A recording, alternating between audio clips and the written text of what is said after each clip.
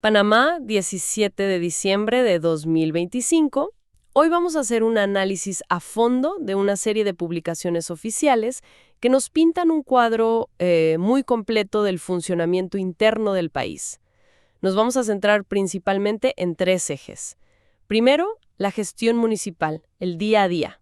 Ajá. Veremos desde cómo se cobra la basura hasta, cuánto se gasta en viajes oficiales o incluso la anulación de beneficios fiscales. Temas que siempre generan mucho debate. Exacto. Luego, el capital humano y el comercio. Cómo se están formalizando los oficios, las competencias. Sí, y cómo se regula toda esa actividad. Y finalmente, la planificación estratégica. Ahí es donde vemos la visión a largo plazo, el futuro. Nos vamos a sumergir en los planes de desarrollo de dos distritos, Almirante y Chiriquí Grande, para entender sus realidades. Si te parece, empecemos por lo más cercano, la gestión local. Perfecto. En el distrito de San Miguelito, por ejemplo, hay una decisión que parece pequeña, pero que dice muchísimo. Se autorizó una contratación directa con la empresa eléctrica, Electra Noreste, Sí. para que ellos se encarguen de facturar y cobrar la tasa de la basura. O sea, ahora la cuenta de la basura viene en el recibo de la luz. Y a primera vista, puede parecer una simple tercerización. Pero esto es más que pragmatismo, ¿eh? Es una señal de cómo están evolucionando los municipios. ¿En qué sentido? En el sentido de que reconocen que no pueden ser expertos en todo. La empresa eléctrica ya tiene la tecnología, ya tiene la base de clientes, la experiencia en cobros masivos. Claro. Para el municipio, crear un sistema así desde cero sería carísimo y tomaría años. O sea que, más que ahorrar dinero, es una decisión estratégica de enfoque. Para liberar recursos. Exactamente.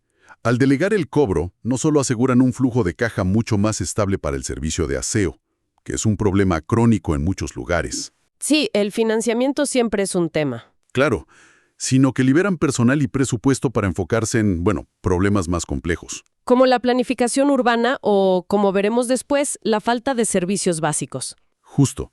Es un trueque, eficiencia en el cobro a cambio de capacidad para planificar. Y hablando de dinero, el presupuesto del municipio de Panamá para 2026 es una ventana fascinante a las prioridades. Sí. Por ejemplo, regulan el sobretiempo de los funcionarios. Pero lo que de verdad salta a la vista son los viáticos para viajes oficiales. Las cifras son muy, muy específicas. Sí, y revelan una jerarquía de costos y quizás de importancia geoestratégica, ¿no?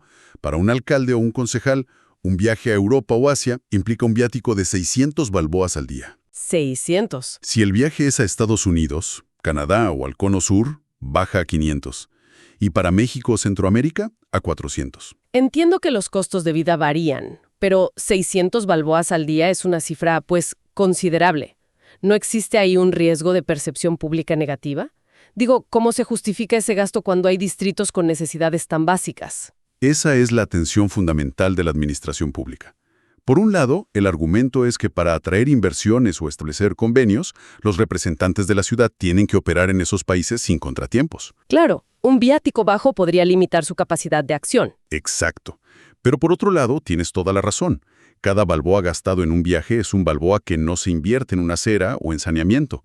Es un equilibrio increíblemente delicado y, una decisión política que siempre va a estar bajo escrutinio. Y a veces esas decisiones políticas son tan polémicas que el siguiente gobierno decide revertirlas. Y esto nos lleva al distrito de Canquintú, en la comarca Ngave-Buglé. Ajá. El nuevo Consejo Municipal está derogando un acuerdo del Consejo anterior. Así es. El Consejo anterior había exonerado a un consorcio, Canquintú y Nicó, del pago de impuestos por la extracción de material pétreo. O sea, piedra y arena, básicamente. Sí, para la construcción de una carretera. Y ahora el nuevo consejo dice, no, momento, ese impuesto se tiene que pagar, y restablece el cobro. Y usan un término legal que suena bastante fuerte. Dicen que el consejo anterior actuó con, y lo cito, desviación de poder. Sí. Para quienes no somos abogadas, ¿qué significa eso en palabras sencillas? Bueno, es una acusación muy seria. Significa básicamente que usaron sus poderes legales para un fin que no era el correcto, el que la ley pretendía. El nuevo consejo lo que argumenta es que el anterior se extralimitó. Se pasó de la raya. Se pasó de la raya, exactamente. Tomó una decisión fiscal que afectaba a gobiernos futuros y que comprometía la sostenibilidad financiera del municipio.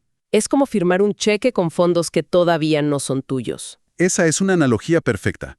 Están diciendo, esa decisión no fue válida y por eso la revierten, para proteger las finanzas a largo plazo. Entonces, tenemos municipios haciendo malabares con presupuestos, contratos y hasta disputas políticas.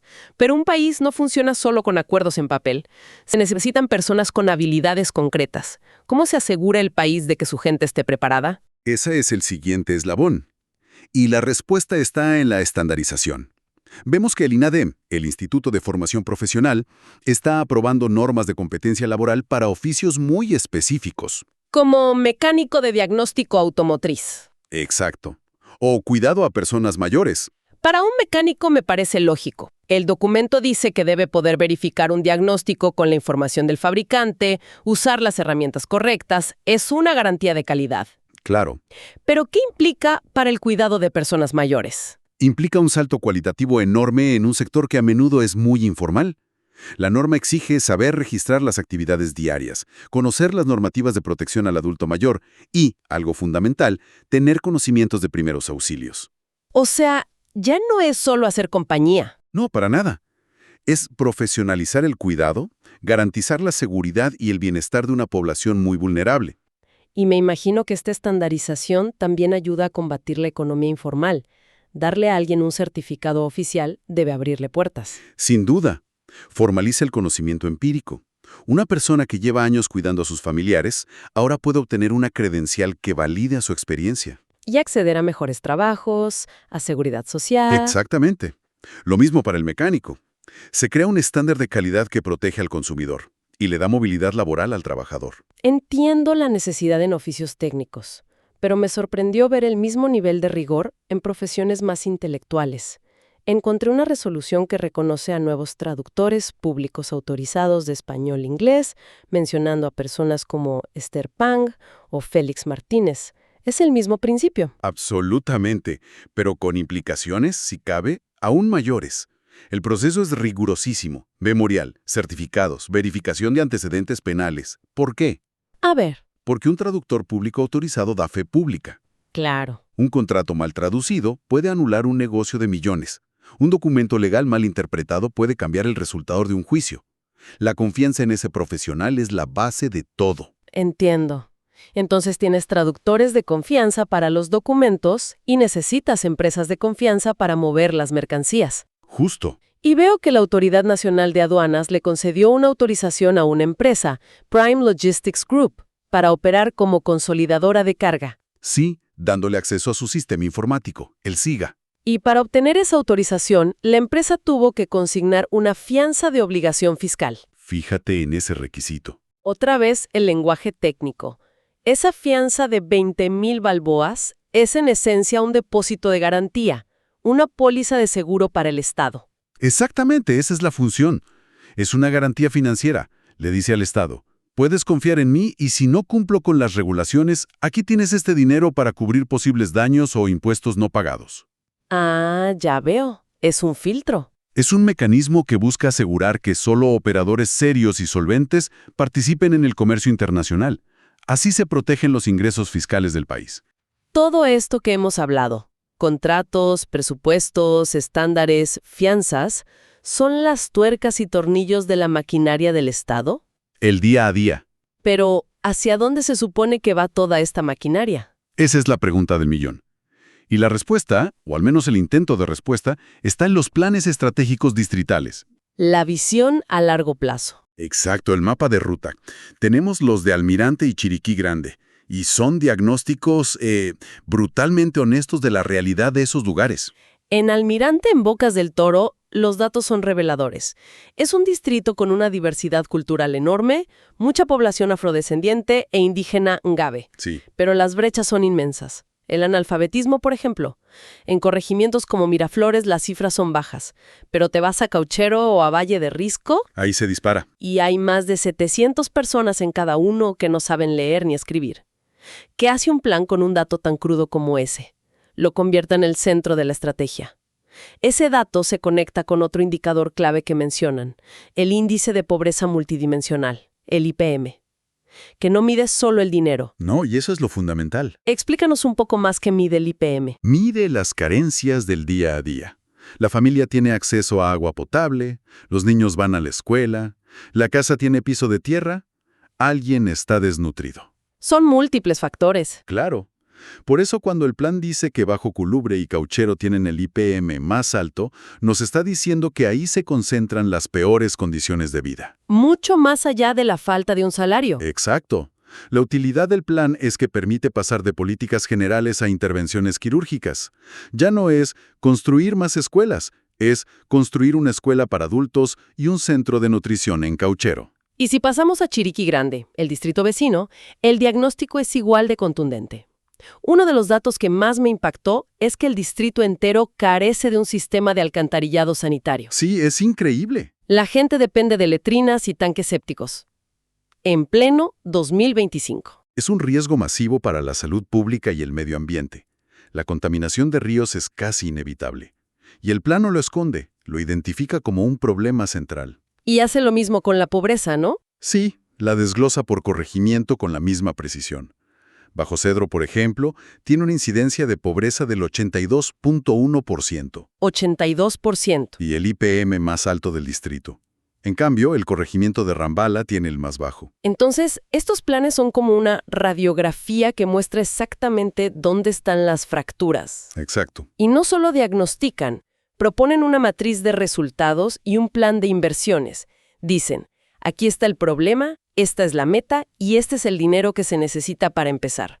Se convierten en una herramienta de gestión. Y de rendición de cuentas para los gobiernos locales. Ambos planes usan el clásico análisis FODA. Fortalezas, oportunidades. Debilidades y amenazas. Sí.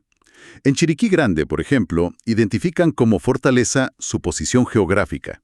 Como debilidad, la falta de personal en centros de salud.